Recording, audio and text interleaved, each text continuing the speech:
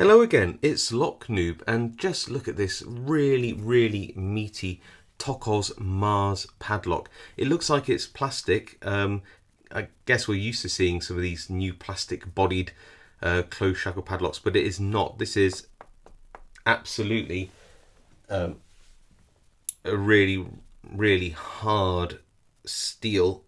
It's just been coated in black. Tokoz are a company based in the Czech Republic, and they do some pretty decent locks. The Tokoz Pro core, for example, looks a bit like a Protec 2, an Ablo Protec 2 clone. So yeah, they definitely know their way around a lock.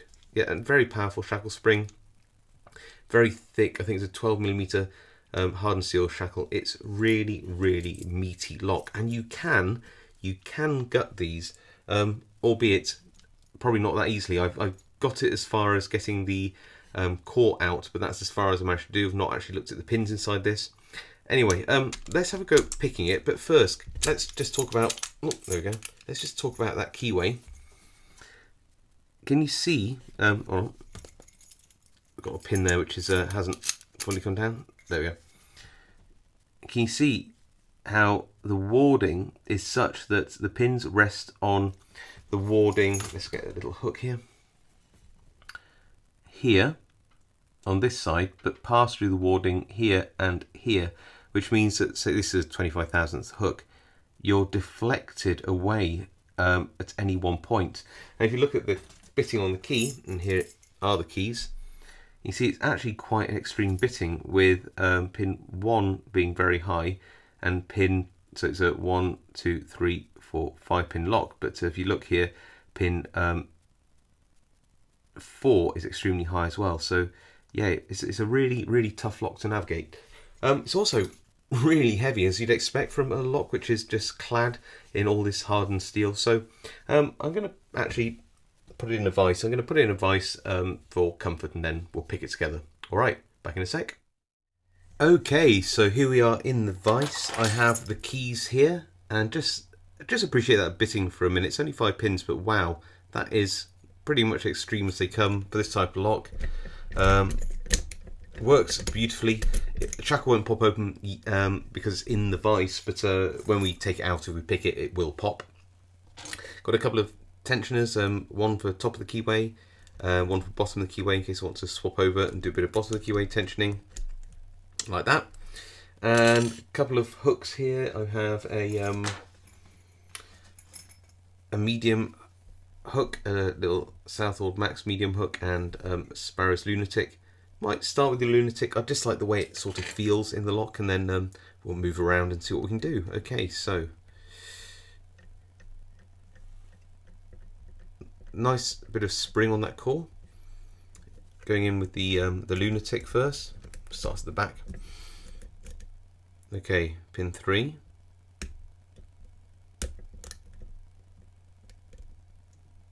And there we go. Pin. Oh, that's 4, 3. Just nudge on pin 2 and sort of a little false set. Pin 4 now. Don't feel I've set that all the way, so I'm just going to try again. There we go. I think I got it. Pin 1 feels like it needs to be set now.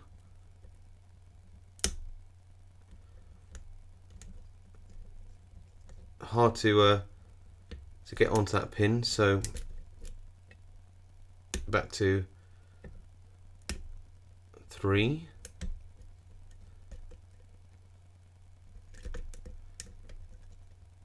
Five.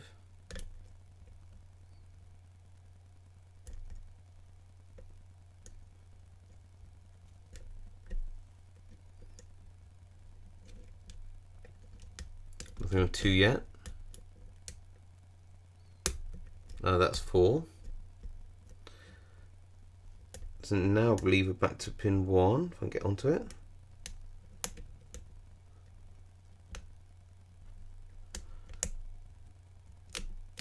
I think I've got that, good. Okay. 4.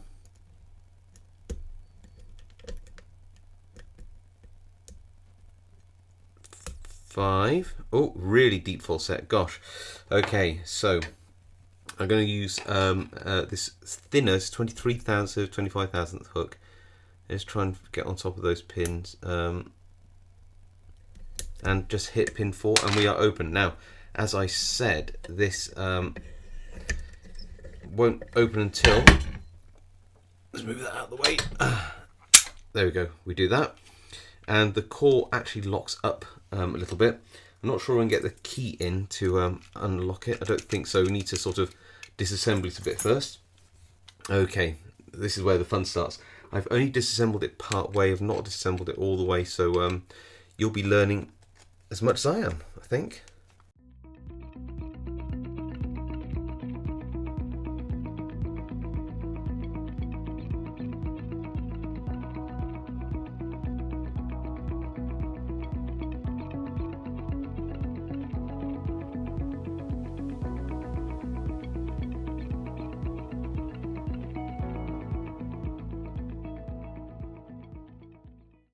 Me to release the shackle, if I remember how to do it, by pushing that up and turning the core. There we go. I've got the shackle out. Oh, I've got a ball bearing. Knew there was something to it. Okay, lock that back up. Now I believe that the key will go in now. Yeah, there we go. So we get the key back in. That's good. There's that metal body with the screw in there. Just put that over here. We don't need that anymore. This then lifts off. We take the other ball bearing out, and then we've got this strange mechanism where if you you need to sort of turn the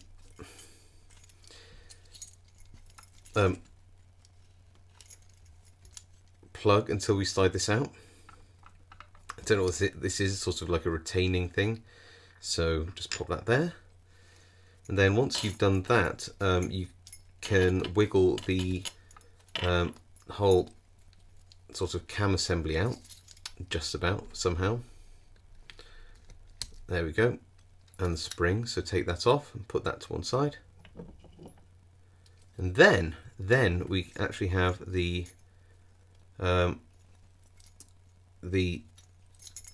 lock itself, and oh, turn the key the wrong way around, so that's not good. There we go, that way around. What a handful. There we go. Now remove the key. Phew, here we go. Right, that was lengthy. Okay, so we need to take this back off.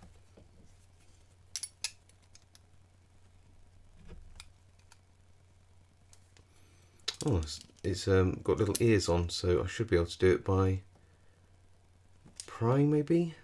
I'll do it this way. I just need to put a bit more pressure on. Just don't want to hurt this clip because I don't know if I'll ever be able to replace it. So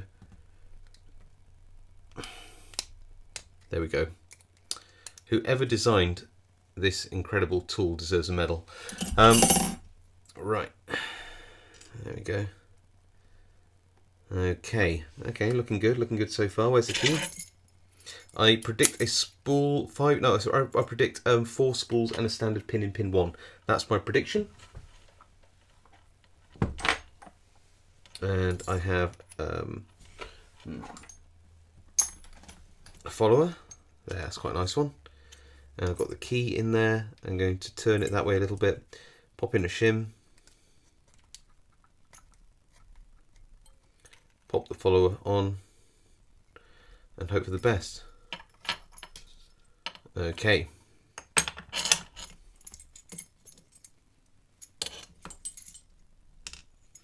Standard key pin.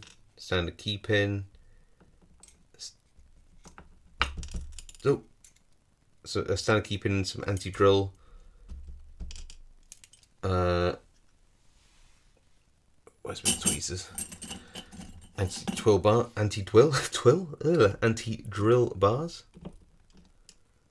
There we go. Put those little anti-drill bars there. They just slot in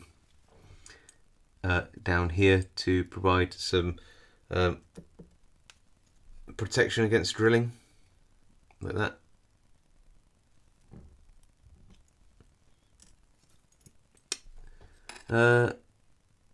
Interesting about chamber 5 there. Not seen that before. Wonder what's going on there. Well, I suppose all we can really do is check out the top pins. Okay. Here we go. So one is, oh, one's a spool. I thought it might be standard. Two's a spool. I wonder if they're all spools. That would explain that movement on the core at the beginning. Had quite a lot of movement, so it could already be in a full set at the beginning. There we go. That's another spool, and what looks like another spool. So, that would explain the incredibly deep full set. So what would happen is, in fact, oh my goodness, I didn't see that. Look at this. The chambers are actually threaded inside. And then it looks like this pin actually pops up if you set it, and it will go into a set where you it goes into a really deep full set, pin 5, where actually it's resting to the side of the pin chamber. So that's why it falls into a really, really deep full set. So you can imagine that in a normal pin chamber it would fall into a full set like that. In this pin chamber it would pop up and fall into a full set like this, at a much steeper angle. That's incredible. I've not seen that before in a non-challenge lock. So in a standard commercial lock, I've never seen that before. Just looking down here and can't see anything. Let's just tip out those springs. I wonder if they're in any way threaded chambers as well inside.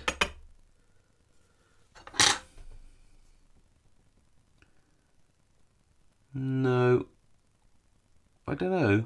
I don't think so. It's pretty obvious in here that these are threaded. Makes it act like it's got lots of serrations in, but can't see anything down inside there. Maybe? What do you reckon?